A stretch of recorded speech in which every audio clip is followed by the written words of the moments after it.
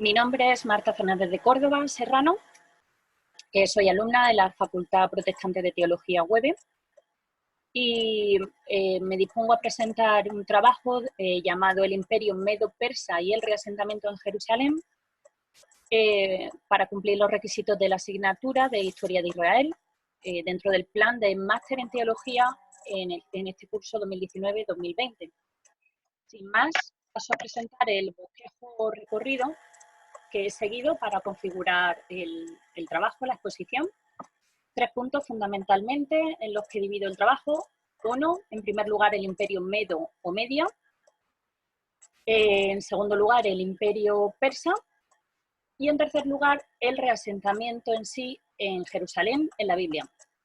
Ahí pueden ver en el PowerPoint, en la diapositiva, los aspectos que he tocado en cada uno de ellos. Básicamente en el imperio medo y en el imperio persa he atendido a su situación, a su historia, a su religión y a su impacto en la historia judía, en la historia bíblica. Y en tercer lugar, pues un pequeño recorrido atendiendo a los libros bíblicos, tal y como se puede observar.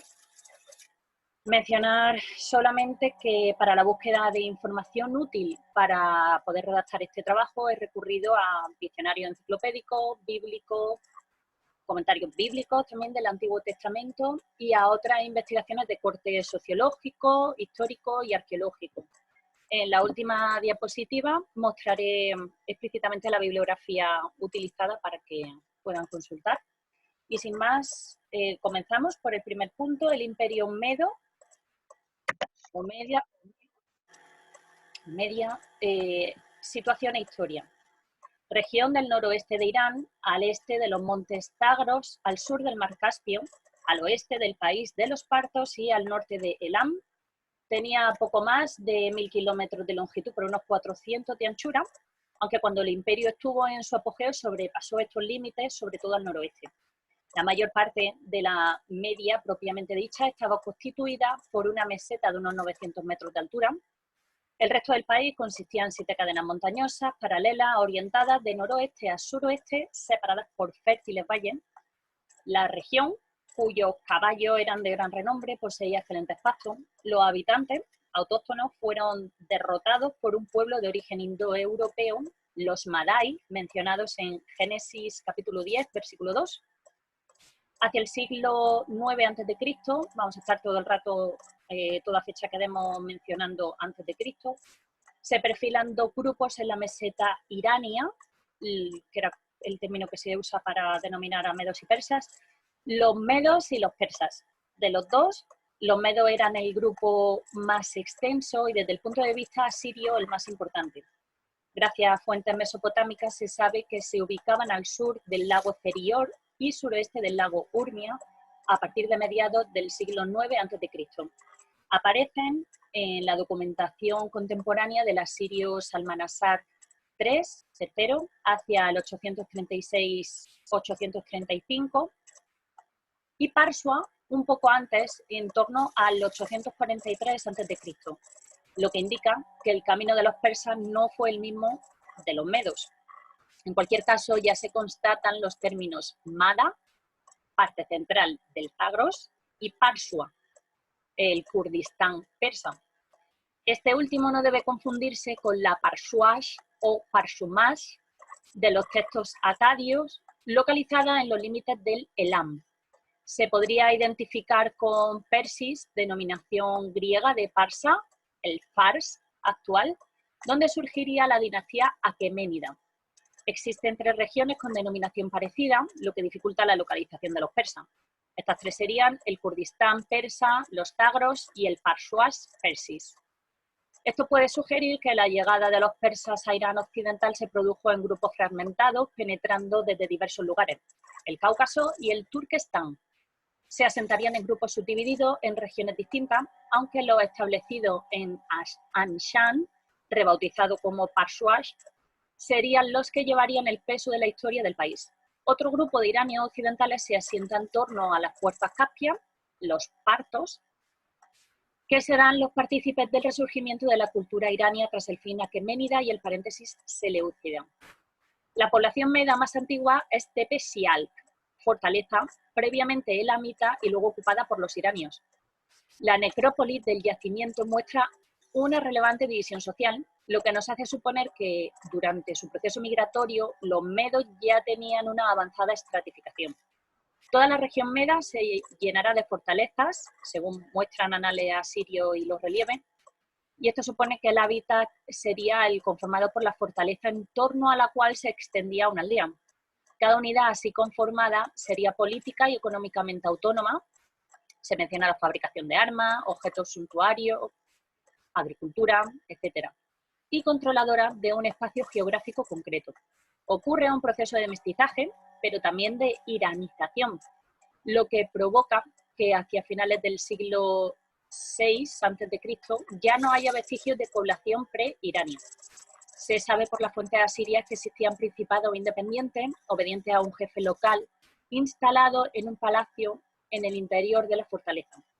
Las disputas entre príncipes medos debieron ser continuas, si bien parece que hacia finales del siglo VIII a.C. dispondrían de una suerte de capital, Zakruti, llamada así, a pesar de que los asirios mencionan más de 45 príncipes medos. La primera confederación meda pudo ser creada por iniciativa de Deioces, promocionada por pactos internacionales, aunque será Fraortes el que la culmine. En último caso, durante el siglo VII a.C., las formas políticas son absorbidas en una estructura estatal, de modo que los príncipes serán la base constitutiva de la corte de Ecbatana, una especie de aristocracia que se opondría habitualmente a la realeza. Es muy probable que el término imperio meda sea, desde Ciáxares o Ciájares, inadecuado. Es más factible, comentan algunos historiadores, históricamente es más correcto hablar quizás de reinos con presencia, a su vez, de reinos vasallos del poder central en Ecbatana. La unificación bajo un caudillo, Deioces, que comentábamos antes, se produce por la presión militar asiria y de reinos como Urartu y Man. Salmanasar III invadió Media hacia el año 836-835, llegando a Ecbatana, actual Hamadán. Siguieron las invasiones asirias con expediciones contra Media, hasta que en el año 737 Tiglat-Pileser III invadió y se anexionó ciertos distritos del país. Cuando Sargón se apoderó de la ciudad de Samaria en el año 722 a.C., deportó a los israelitas y los estableció en ciudades de Media, y hacia el año 710 Sargón sometió totalmente a los medos. Les impuso un tributo de caballos que dieron fama a su país. Sennacherib se vanagloriaba también de recibir tributo de Media. Hasta entonces los medos no parecen formar una nación unificada por un poder real. La monarquía era al principio electiva, lo que encaja con un tipo de organización confederal del Estado. El núcleo central de la Confederación Meda se ubicó en Ecbatana, lugar del Palacio Real. La presencia cimeria y escita, pueblos que llegaron a controlar el reino, frenó la estatalización de Media, luego recuperada por Fraortes. Esto debió ser, en realidad, el verdadero artífice del Estado medo, logrando la anexión de todos los medos, incorporando a los persas y dominando Urartu. A su muerte, los escitas invaden el territorio y controlan la zona casi 30 años. Será con su hijo Ciaxares o Ciájares a fines del siglo VI a.C. cuando se reemprenda la expansión, ahora convertida en conquista sistemática, lo que incluirá la poderosa Asiria. Los medos invaden Asiria en el 614 y al lado del babilonio Nabopolassar saquean Nínive 2 años después. La expansión prosigue hacia Anatolia, donde Ciaxares se topa con los lidios, que conformaban un rico reino comercial y con los que mantuvo una serie de acuerdos. El enlace matrimonial de Nabucodonosor, hijo de Nabopolassar, con la hija de Ciaxares, contribuyó a fortalecer la alianza entre Babilonia y Media, dando solidez a ambas monarquías. Finalmente, a Ciaxares lo sucede su hijo Astiages, hablamos del año 612-585 a.C., con el que termina el reino medo independiente que desde ese instante entra en la historia persa. Astiages, según Heródoto, fue un gobernante cruel. En el año 550, los persas establecidos al sur y al sureste de Media se rebelaron al mando de Ciro, su nieto. Tras varias batallas, los nobles medos se cambiaron de bando uniéndose a las tropas de Ciro, quien vino a ser rey de Media y de Persia. Ambos pueblos se fundieron en una sola nación. El año 330 a.C., Media vino a formar parte del imperio de Alejandro. Después de la muerte de este soberano, quedó unida a Siria y más tarde incorporada al imperio de los partos. Veamos ahora la religión. La religión meda, pese a que existen aún muchas lagunas acerca de su origen, la religión de los medos fue, como la de los persas, el zoroastrismo, basada en las enseñanzas de Zaratustra o Zoroastro, un profeta que vivió probablemente entre finales del siglo VII y principios del siglo VI a.C. Lo poco que sabemos de él procede de los Gathas del Yasna, uno de los libros de la Avesta. Zoroastro predicó un monoteísmo ético dualista abiertamente opuesto al politeísmo previo y una especie de parcial recuperación del politeísmo a través de procesos sincréticos elaborados teóricamente por el clero, los sacerdotes avésticos y los magos medos, por necesidades de política imperial. La deidad a la que adoraban era representada por el fuego, cuya identidad, a falta de pruebas pictóricas, ya que estaba rigurosamente prohibido representar la imagen del dios, se asocia al nombre de Ahura Mazda u Ormuzd, en definitiva el denominado el Señor Sabio, acompañado de los 6 espíritus de la verdad, la justicia, el orden, la docilidad, la vitalidad y la inmortalidad. Era una religión dualista, pues a este dios de la justicia y la verdad se le oponía un espíritu del mal llamado Ahriman. Los hombres son libres de elegir entre el bien y el mal, existe un imperativo moral para conducirse de forma justa, de modo que las fuerzas superiores de Ahura Mazda acaban por imponerse siempre. La creencia en la vida después de la muerte traduce esta confianza en el triunfo de las fuerzas del bien. La expansión del mazdeísmo entre los persas hizo que se convirtiera en religión oficial bajo la dinastía sasánida, después del periodo helenístico, en el cual había retrocedido frente a la influencia cultural griega. Ante la islamización del Irán, algunos mazdeístas se refugiaron en la isla de Ormuz, en el Golfo Pérsico, y en la India, los parsis, donde perviven ciertas comunidades, además de las que han sobrevivido en el propio Irán. Tercer apartado, los medos en la historia bíblica. El Antiguo Testamento menciona a los medos entre los pueblos descendientes de Madai, en el libro de Génesis, el capítulo 10, hijo de Jafet.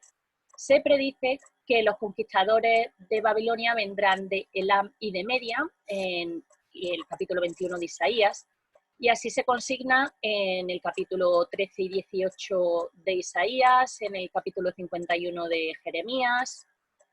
De acuerdo con Daniel 5, 30, 31, Darío de Media tomó el reino de Babilonia siendo de 62 años, después que Belsasar fuese muerto con ocasión del juicio pronunciado por la escritura misteriosa en la pared de palacio. Ningún documento histórico tiene datos acerca de un Darío de Media que gobernara en torno al 539 a.C. Es evidente que este Darío no es Darío I, que fue emperador después de la muerte de Ciro II. La historia señala que cuando los medos y persas pusieron fin al dominio de Babilonia en el año 539, el emperador babilónico Nabónido dejó su lugar al gran conquistador Ciro II, lo que al parecer hace el libro de Daniel es referirse a los personajes que ejercían el gobierno directamente sobre la ciudad de Babilonia en representación del emperador. En el caso de Belsasar, el hijo mayor de Nabónido, hay documentos históricos que registran que el emperador se había retirado a la ciudad de Tema, en Arabia, y había dejado el gobierno de la ciudad de Babilonia en manos de su hijo Belsasar. Es posible que en el caso de Darío de Media haya ocurrido algo semejante, es decir, que al tomar Ciro el control del imperio, designase a Darío el Medo en un primer momento como gobernador de Babilonia en representación suya. El imperio medo-persa es el segundo reino de la visión de Daniel en el capítulo 2, el oso de Daniel en el capítulo 7 y el carnero de 2 cuernos mencionado en el capítulo 8 de Daniel. En esta última referencia, uno de los cuernos era más alto que el otro y el más alto creció después, Daniel 8.3. Esto significa que se puede interpretar como que en primer lugar se iba a manifestar el poder de los medos, siendo pronto por la potencia, siendo sucedido por la potencia persa. Y vamos a pasar a continuación al Imperio Persa. Comenzamos como anteriormente por el apartado de la historia. Persia, el país de los antiguos persas que se extendía al sureste del Elam. En inscripciones asirias se menciona a los persuas, nombre del que los griegos derivaron persai, persas. Los árabes dieron el nombre de Fars, con F, al territorio de los persas, el moderno Irán, que se corresponde con mucha aproximación a su nombre original, Parsa. La Persia, propiamente dicha, estaba limitada al norte por la Gran Media Magna, al suroeste por el Golfo Pérsico, al este por Carmania, el actual Kermán, y al noroeste por la Susiana. La antigua Persia medía aproximadamente unos 400 kilómetros de longitud. En un sentido más general, se usaba el nombre de Persia para designar la altiplanicie del Irán, la región vecina al Golfo Pérsico y los países bañados por el Tigris, el Mar Caspio, el Oxus, el Laxartes y el Indo. En términos generales, según alguna fuente histórica, era una región improductiva, pero contenía varios distritos de considerable fertilidad. La tabla genealógica de las naciones, Génesis 10, no menciona a los persas, cuyo poderío político no se manifestó hasta muchos siglos después en la historia judía. De origen iranio, los persas pudieron haber emigrado hasta esa parte del suroeste de Asia hacia el 1500 a.C. Aparentemente fueron capaces de subyugar a los pueblos que ya habitaban esas tierras, acabando por mezclarse con ellos, aunque su dominación sobre áreas particulares se refleja en los nombres derivados de lugares como Parsua o Parsumash. Los dirigentes persas decían ser descendientes de un primer monarca, Aquemenes. Los gobernantes asirios enviaron en el siglo IX a.C. expediciones contra ellos. En el siglo VII los persas se aliaron con los medos, creando así un fuerte estado que logró abatir el poderío asirio al conquistar y destruir la ciudad de Nínive en el 612 a.C. Voy a pasar a hablar ahora a partir del reinado de Ciro. Voy a dejar en las diapositivas una lista. He encontrado diferentes listas de reyes persas, unos coinciden en la mayoría de las cosas y hay algunos nombres de algunos de esos reyes en el que, bueno, hay algunas diferencias. Yo he tomado de referencia la clasificación hecha por el doctor Samuel Vila, la proyecto, y paso a hablar un poquito de cada uno de los principales de ellos. Ciro II, llamado el Grande, accedió al trono de Anshan, ciudad de fuerte tradición elamita, hacia el año 558 a.C. Fue el forjador de la unidad de Persia y de la construcción de su imperio. Después de haber luchado junto a los medos contra los asirios, acabó con el poder de sus antiguos aliados, matando en batalla al rey medo Astiages, su abuelo por parte de madre, a mediados del siglo VI a.C. En un sorprendente breve espacio de tiempo extendió sus conquistas desde Elam y Media al oeste y el norte. Avanzó sobre Asia Menor y tras derrotar a los lidios del rey Creso, estableció el imperio más grande hasta aquel momento jamás conocido en el Oriente Próximo. Hizo de Ecbatana su capital, que también había sido la sede del trono medo, al tiempo que hizo de Susa la capital alternativa. Creó y embelleció una nueva residencia en Pasagarda, cuya construcción empezó en el año 546 a.C.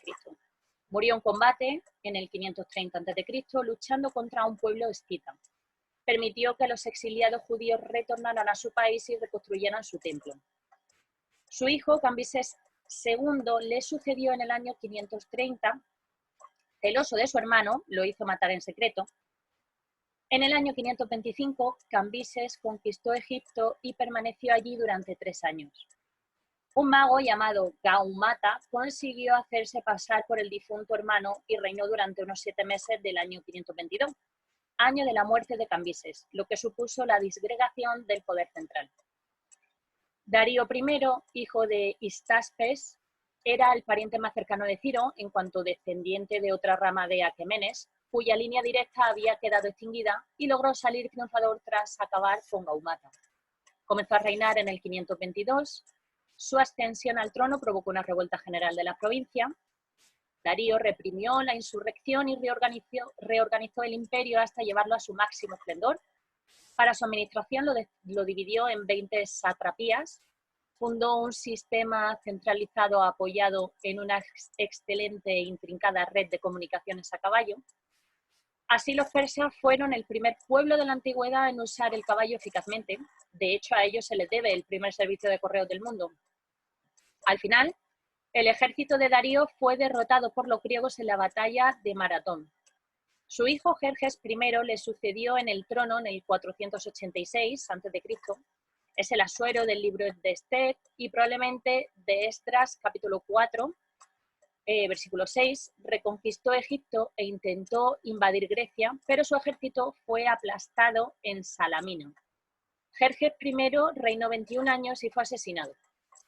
Jerjes I Longímano, su hijo y sucesor, de carácter más elevado pero voluble y débil, no fue hostil a los judíos. Permitió que Esdras llevara a numerosos judíos a Jerusalén y autorizó a Nehemías la reconstrucción de las murallas de la ciudad. Murió en el año 425 a.C. tras haber reinado 40 años. Fue sucedido por Darío II tras duras disputas dinásticas. Le siguen Artajerjes II Menemón y Artajerjes III, que reunifica el imperio y es asesinado. En el 336 le sucede Darío III Codomano, bisnieto de Darío II, que será vencido por Alejandro Magno en el año 331. Uno de sus generales, Seleuco I, casado con una princesa persa, gobernó el antiguo territorio del imperio aqueménida desde el 311 e inició la rivalidad con los partos, procedentes del este. Los seleucidas introdujeron una cultura helenística importante, mezclando elementos griegos con persas. Las capitales de los reyes de Persia fueron Pasargada, Susa, Acmeta, conocida también como Ecbatana, y Babilonia en cierta medida. Vamos a pasar a hablar de la religión. Hay parte que ya hemos comentado al hablar de la religión meda. Se sabe que los persas practicaban el mazdeísmo del que ya hemos hablado y que no lo imponían a sus súbditos. Esta fue la religión oficial persa desde Darío I. Ciro, el fundador del imperio, era más sincretista que mazdeísta. El clero estaba en manos de los magos, que, según Heródoto, eran un grupo medo. El término mazdeísmo probablemente derive de Mazdayasna, una expresión compuesta del avéstico que combina el último elemento del nombre Ahura Mazda y la palabra avéstica yasna, que quiere decir devoción. Su fundación se atribuye a las enseñanzas de Zoroastro o Zaratustra. Fue originalmente practicada por tribus de lengua irania que se instalaron en el Turquestán occidental entre el segundo y primer milenio a.C., estrechamente ligadas con los indoarios, los cuales aportaron el sánscrito y todas sus lenguas derivadas en la India del Norte, a partir del año 1700 a.C.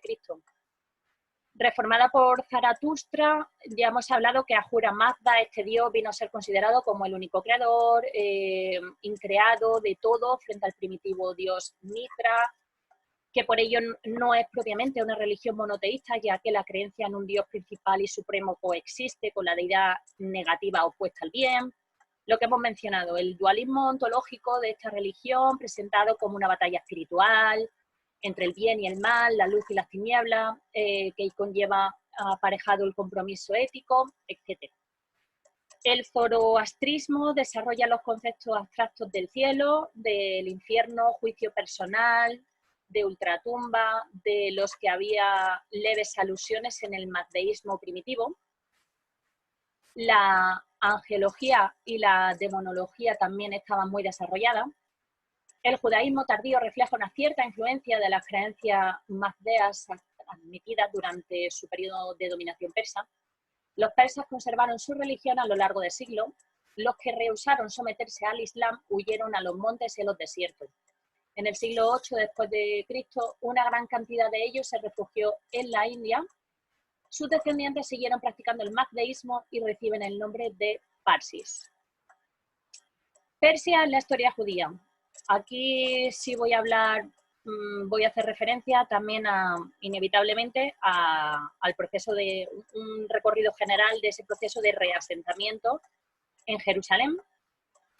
La liberación del destierro en Babilonia pudo realizarse gracias a la formación del imperio persa, cuyo fundador Ciro permitió a todos los pueblos exiliados, entre ellos también los judíos, regresar a su patria y reorganizar su estado. Los judíos habían marchado al destierro por última vez en el año 587 por orden de Nabucodonosor. En un principio habían sido recluidos en una especie de campos de concentración de donde fueron sacados para dedicarse a trabajos de construcción, canalización y riegos agrícolas. Se establecieron en lugares cercanos a Babilonia, junto al río Kebar en Tel Aviv y otros lugares de la región de Nippur. Acudían a Babilonia en busca de trabajo o se afincaban en el campo dedicados a la explotación agrícola. Pronto gozaron de relativa libertad de movimientos, autorizándoseles el enviar cartas a Judá, agruparse y gobernarse por sus ancianos. Con el tiempo la fortuna sonrió a no pocos que atesoraron grandes riquezas y ocuparon elevados cargos, mientras que otros vivían en la indigencia. Se han conservado los archivos de la familia Murashu, que en tiempos de Artajerjes I y Darío II se dedicaban a operaciones bancarias, al comercio, administración de bienes, etc. Con abundantes medios de vida en Babilonia, se comprende que muchos se negaron a repatriarse llegado el momento de la libertad en tiempos de los persas. La administración aqueménida se mostró liberal con los pueblos subyugados por Babilonia, a los que se autorizaba a gobernarse según sus propias leyes. La política persa no intentó inmiscuirse en los asuntos religiosos e internos de los pueblos, solo pidió obediencia y tributo. En ningún momento pretendieron establecer la unidad del imperio imponiendo a la fuerza su religión. Ciro se presentó en Babilonia como el elegido de Marduk, Enur como el enviado de Sin y ante los judíos como el ejecutor de las órdenes de Yahvé. Las estatuas de los dioses pudieron volver a sus antiguos santuarios. Ciro restituye a Jerusalén los vasos sagrados y el ajuar cultual que habían sido tomados por Nabucodonosor. Mediante un edicto real, Ciro ordenó la restauración del templo de Jerusalén y dio permiso de repatriación. La aplicación del edicto choca con problemas de competencia entre los repatriados, que creen que el edicto les afecta a ellos principalmente, la administración provincial existente ya en Jerusalén y los intereses de la vecina Samaria. Los repatriados reivindican una especie de autonomía personal, limitando a su propio círculo de la validez del edicto de Ciro y los derechos sobre el nuevo templo de Jerusalén. Para buscar su autoafirmación recurren a genealogías que les dan la legitimidad de pertenecer al pueblo judío. La autoridad central intenta dirimir el asunto y así Darío I renueva el edicto de Ciro aplicándolo a los repatriados. Zorobabel, descendiente de David, es nombrado gobernador y Josué, hijo de Josadac, sumo sacerdote. Se establece así un doble poder civil real y sacerdotal en un descendiente de David y un descendiente del sacerdote Sadoc. Tres profetas, fundamentalmente Ageo, Zacarías y Malaquías, iluminan el panorama del regreso. Según parece, la reedificación del templo ordenada por Ciro avanzaba muy despacio e hizo falta un nuevo edicto real para emprender de nuevo los trabajos. Las obras del templo no se terminaron hasta el 515. Esdras, sacerdote y escriba, es nombrado letrado, funcionario real, para la ley del Dios del cielo. 100 años después del primer regreso lleva a cabo una reforma jurídica que en realidad es una reforma religiosa. La ley será su norma de fe y costumbre. De su meditación y estudio surgirán diversas leyes encaminadas a separar, segregar al pueblo escogido de las gentes del país y obligarle a un comportamiento escrupuloso de las leyes divinas. Nehemías completa esta reforma con la reedificación de las murallas de Jerusalén, a modo de recinto sagrado separado de lo gentil y por otra parte baluarte de defensa contra las acometidas e infiltraciones enemigas. El Israel posexílico se agrupa en torno a un solo Dios y a un único templo servido por sacerdotes y levitas que ocupan un puesto dominante en el aspecto social, económico, político y religioso de la pequeña nación. En las sinagogas empezaron a leerse la ley y los profetas, con lo que se recuerda constantemente al pueblo sus deberes religiosos. Un cuerpo de escribas se entrega al completo estudio de la escritura. En tercer lugar, acabamos con el apartado del reasentamiento en Jerusalén en la Biblia. Todo, tras lo mencionado en los dos apartados anteriores, especialmente al explicar la evolución del imperio persa en la historia judía anteriormente, se han hecho muchas alusiones al desarrollo del reasentamiento de la población judía en Jerusalén. También hemos podido ver los vídeos con las exposiciones del profesor Duane Miller, donde ha hecho un recorrido muy exhaustivo en lo narrado en Esdras, en Nehemías, en los profetas contemporáneos. Así que para no ser tediosos ni redundantes en el tema, en este reasentamiento en Jerusalén, tal y como lo narran los libros bíblicos, y dado el tiempo limitado de esta exposición, pues solo aportaré un esquema general del recorrido bíblico concerniente a este periodo y proceso. Ahí lo pueden ver. Voy a poner los dos primeros apartados. Sabemos que tras ganar Persia la supremacía sobre Babilonia, dio la oportunidad a los judíos para volverse a establecer en Jerusalén, pero por la época muchos de los exiliados estaban tan bien situados junto a las aguas de Babilonia que ignoraron el decreto que les permitía retornar a Palestina.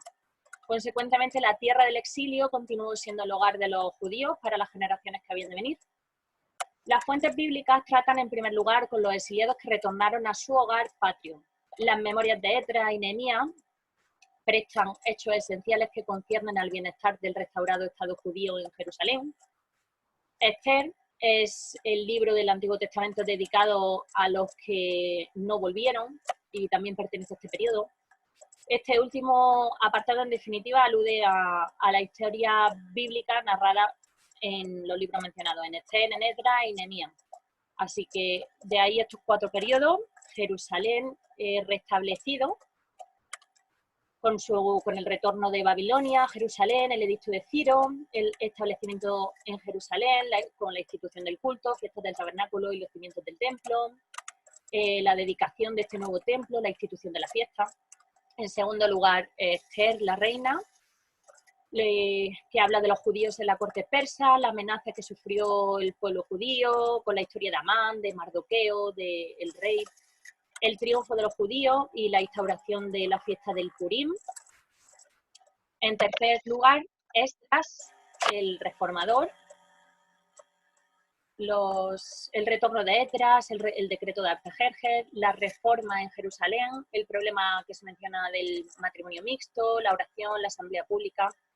Y en último lugar, Nehemías, el gobernador, comisionado por Artajerjes, la misión en Jerusalén con su correspondiente evaluación, la oposición, la organización de la construcción y defensa, la política económica y la terminación de la muralla, la reforma bajo Esdras, la lectura de la ley mosaica, fiesta de los tabernáculos, servicio de culto y oración y pacto para guardar la ley. Y en cuarto lugar, el programa y política de Nehemías, el registro del Estado judío. Con esto daríamos por finalizada la exposición. Dejo durante unos segundos proyectada la bibliografía para que puedan echarle un vistazo, tanto los libros como los recursos electrónicos consultados. Y gracias por su atención.